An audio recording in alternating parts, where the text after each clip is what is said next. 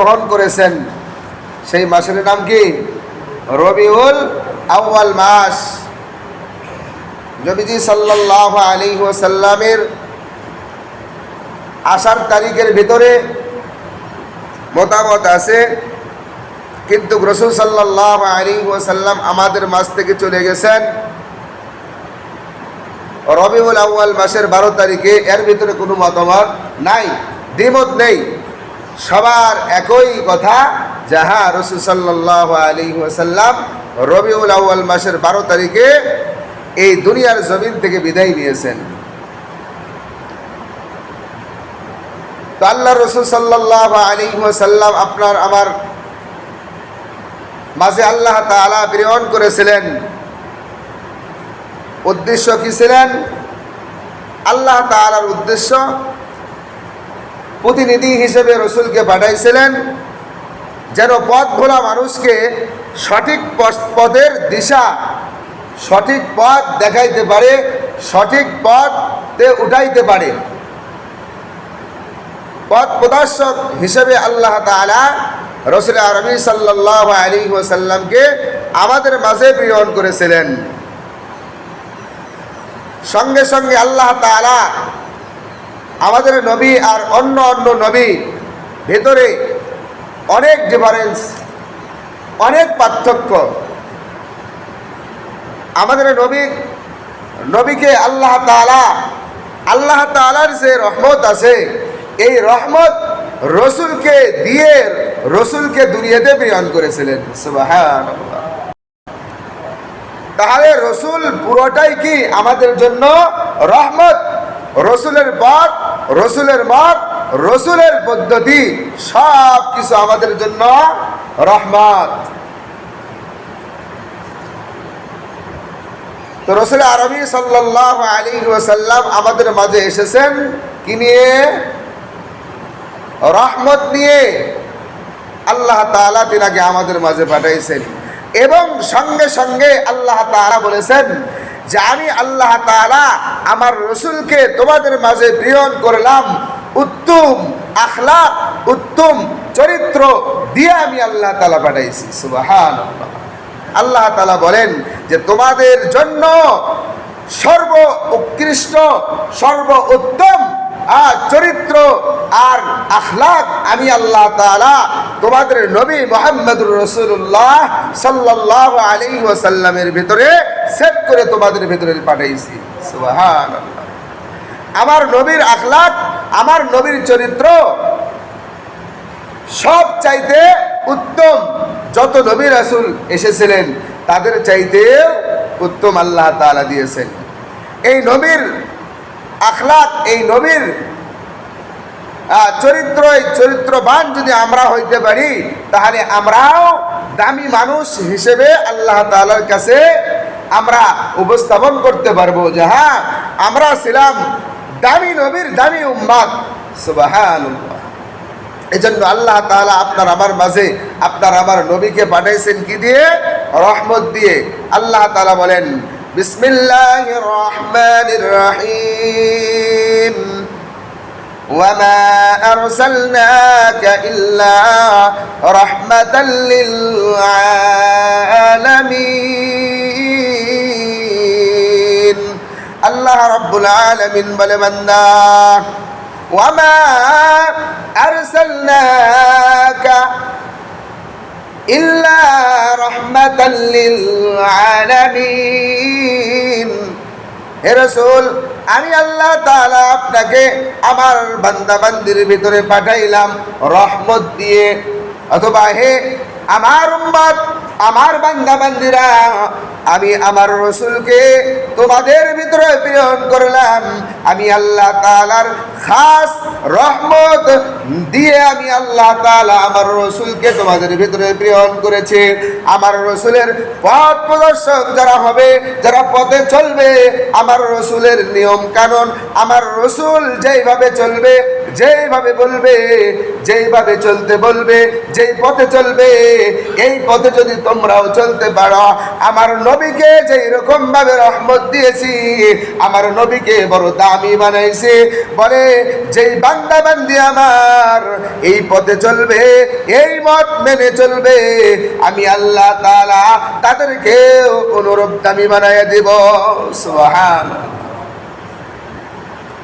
আজকে রবিউল আউয়াল মাস চলে আসছে, কিছু কিছু টুপিওয়ালারা আল্লাহর রসুলের জন্মে খাওন দাওন নিয়ে পাগল হয়ে গেছে, জিলেবি পাগল। আল্লাহর রসুল যদি 12 তারিখে জমিনের ভেতরে আসে, 12 তারিখে চলে যায়, একই তারিখে আপনি কেমনে হাসবেন আর কেমনে কাঁদবেন একটু হিসাব করেন তো দেখি। আপনার বিবির সন্তান হয়েছে, আপনি মিষ্টি নেওয়ার জন্য বাজারে যাইতেছেন, প্রতিমধ্যে গিয়ে খবর পাইছেন আপনার বাবা মারা গেছে। এখন বলেন মিষ্টি আনতে যাইবেন, আনন্দ করবেন না শোকে শোকায়িত হবেন? কান্না করবেন না হাসবেন? কোনটা আগে? আগে ব্যথায় ব্যথিত হইতে হবে, আমার বাবা মারা গেছে। সন্তানের খুশির খবর পাইছেন, আল্লাহ তাআলা দিয়েছেন, এটা পরেও করতে পারবেন। কিন্তু একজন মুমিনের কাজ হলো তার বাবা দুনিয়া থেকে চলে গেছে, তাকে ব্যথায় ব্যথিত হওয়া, হাসি খুশি মাতন না করা। আর অনুরূপভাবে যারা রসুলের জন্মই পাগল হয়ে গেছে, রসুল দুনিয়া আসছেন 12 তারিখে ধরে নিলাম, আবার দুনিয়া থেকে চলে গেছেন এই 12 তারিখে, আমি কিভাবে মিছিল বাইর করি? মিছিল মানুষ দুঃখেই বাইর করে না সুখেই বাইর করে? আনন্দ মিছিল যাকে বলে, এটা আনন্দের জন্যই বাহির করে। আমাদের বগুড়ার জমিনে আছে কে? আশরাফ আলী সিদ্দিকী। এই আশরাফ আলী সিদ্দিকী এই একই দিনে রসুল চলে গেছেন, এই দিনে সে খুশির একটা মিছিল বাইর করে। পাগল হয়ে গেছে রসুলের জন্ম নিয়ে। রসুল যেই দিন চলে গেছেন, ওই দিন সাহাবাই কিরামদের অবস্থা কি হয়েছিল এই দিকে কি একবারও তাকাই না? রসুলের সুখের চাইতে চলে গেছেন, এই ব্যথায় ব্যতীত হওয়া বেশি দরকার। আমার নবীকে যদি আজকে পাইতাম, আমার নবীকে দেখার সঙ্গে সঙ্গে আল্লাহ তাআলা আমার জীবনের গুনাহ কথা মাফ করে দিত, আমি সাহাবী হইতে পারতাম, আল্লাহ তাআলার কাছে বলতে পারতাম, আল্লাহ আমি তো সাহাবী, নবীকে দেখেছি, নবীর বরকতময় চেহারা দেখেছি। যেই নবীর হাতে হাত রেখে মুসলমান হইতে পারলে, নবীর কথা শুই না আমল করতে পারলে একজন খাঁটি আল্লাহর বান্দা হওয়া যায়। আল্লাহ ওই নবীকে দেখেছি, আপনি আমাকে মাফ করে দেন, সাহাবী হতে পারতাম। কিন্তু আজকে নবী নাই, আমি নবীকে পাই নাই, এটা তো বড় ব্যথা, এটা বড় ব্যথা আমার অন্তরে। আমি নবীকে দেখতে পারলাম না, যেই নবীকে দেখলে ক্ষুধা নিবারণ হয়ে যাইতো, যেই নবীকে দেখলে গুনাহ মাফ হয়ে যাইতো, যেই নবীকে দেখলে জীবনের সমস্ত দুঃখ কষ্ট ক্লান্তি সব কেটে যাইত, এই নবীকে আমরা পাই নাই। বড় কষ্ট, বড় কষ্ট। কিন্তু এই বেঈমানগুলো কি করে? আল্লাহ তাআলার রাসূল দুনিয়া থেকে চলে গেছেন, ব্যথায় ব্যতীত না হয়ে আনন্দ মিছিল বাইর করছে ঈদে মিলাদুন নবী। সব ঈদের বড় ঈদ, ঈদে মিলাদুন নবী। ঈদ তো মুসলমানের জন্য 2টা 3টা কই থেকে আসলো? আল্লাহ তাআলা আনন্দ করতে বলেছেন ওই ব্যক্তির জন্য আনন্দ, যে নেক আমল করছে, আমলে সালেহ করেছে, ঈমান এনেছে, আমলে সালেহ করেছে, গুনার কাজ ছেড়েছে, এই ব্যক্তির জন্য ঈদুল আযহা, ঈদুল ফিতর। তারা গুনার থেকে পরিষ্কার হয়ে গেছে, এখন আনন্দ আর খুশি করা না, না, আজকে পাগল হয়ে গেছে, রসুলের জন্ম নিয়ে পাগল, কিন্তু রসুল চলে গেছেন, এই ব্যথা অন্তরে নাই। আজকে ওই ইহুদি নাসারা খ্রিস্টানদের হিন্দুদের প্রথা আমাদের ভিতরে ঢুকে দিয়েছে। হিন্দুরা যে এরকম ভাবে আনন্দ করে তাদের মূর্তি নিয়ে, আমরাও কিছু কিছু কাজ করি ইসলামের বাইরে হিন্দুদের মতো। তো যাই হোক, আল্লাহর রাসূল দুনিয়া থেকে চলে গেছেন, সাহাবায়ে কিরামদের কি হালত হয়েছিল এই দিকে একটু খেয়াল করা দরকার, এই দিকে একটু লক্ষ্য করা দরকার। আল্লাহর রাসূল দুনিয়া থেকে চলে গেলেন সোমবার দিন, দুনিয়া থেকে চলে গেছেন 12 রবিউল আউয়াল। আল্লাহর রাসূল দুনিয়া থেকে যখন চলে গেলেন, সাহাবায়ে কিরাম পুরো আরবের ভিতরে শোকের ছায়া নেমে আসলো। যে যে এরকম আছে বলে ওখানে ধা মেরে গেছে যে আল্লাহর রাসূল দুনিয়া থেকে চলে গেছেন। এটা মেনে নেওয়া যায় না, এটা মেনে নিতেই পারতেছে না। রাসূল আমাদের থেকে বিদায় নিয়েছেন।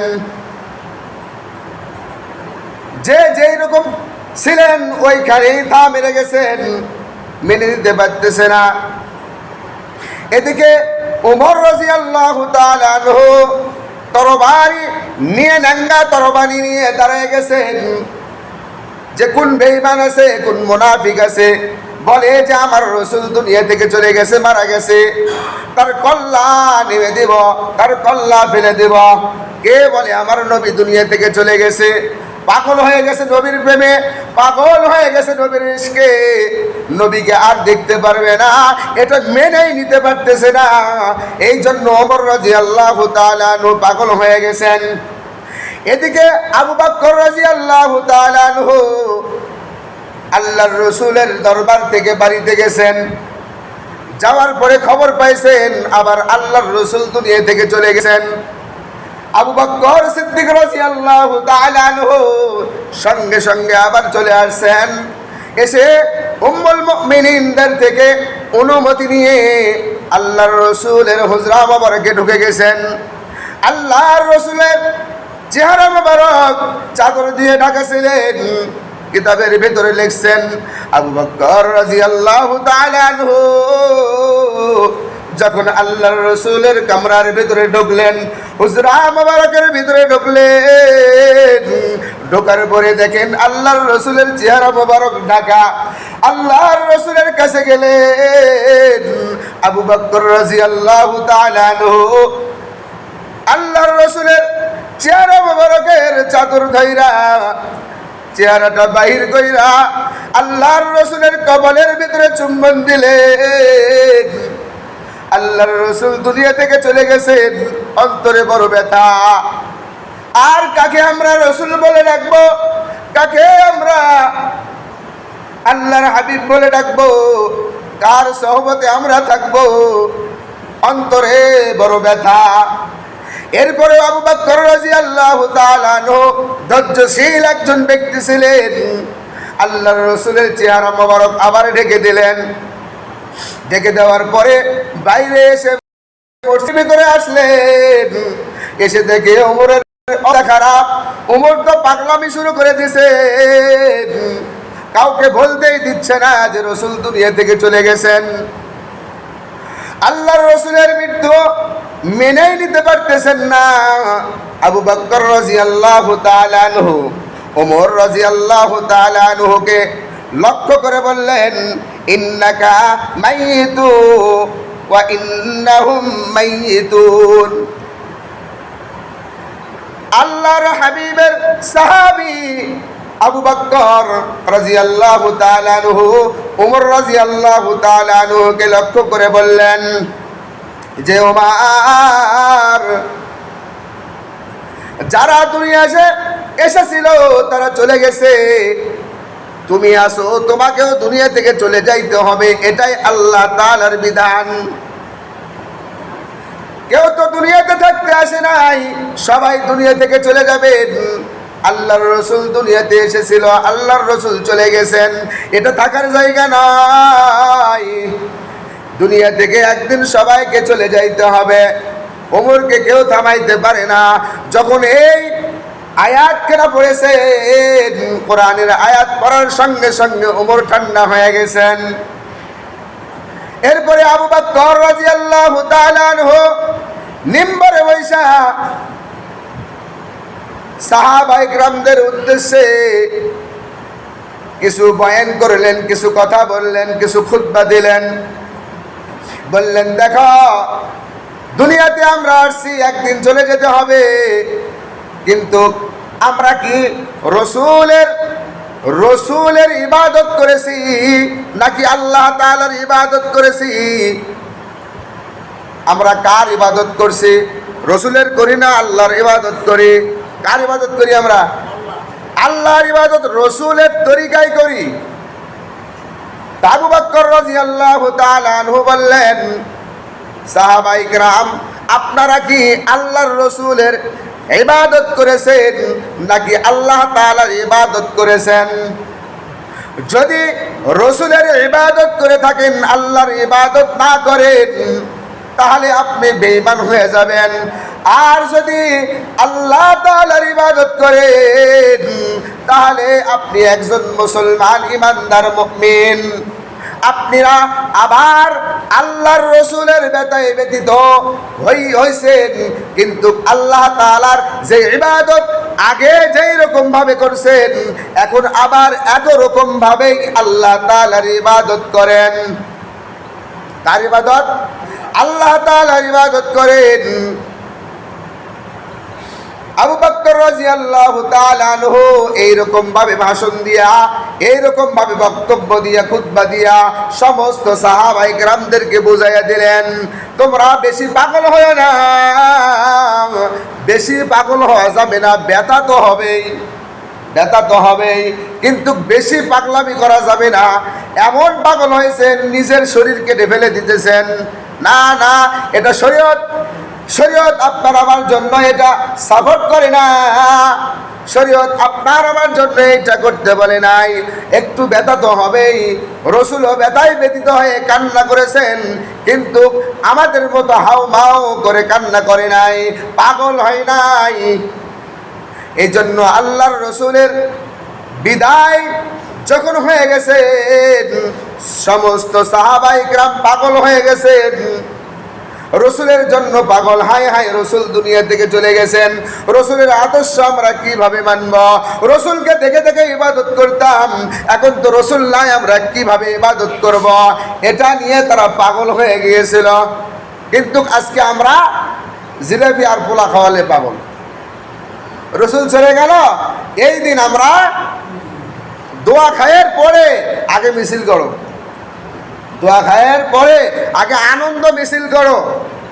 বাপ মরছে পরে মাটি দেন, আগে বেটার কি করেন? মিষ্টি খাওয়ান, জন্মদিন পালন করেন।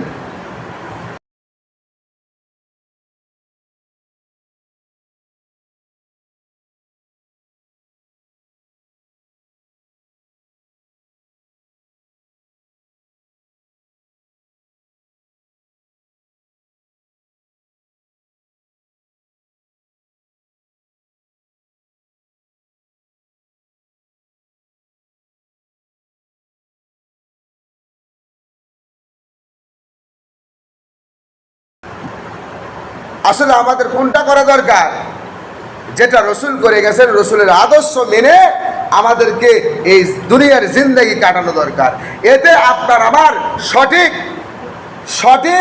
আপনার আবার রসুলের জন্মেই খুশি হওয়া আর রসুলের আদর্শ মেনে চলা, এটা আপনার আমার জন্য এটাই সঠিক পথ।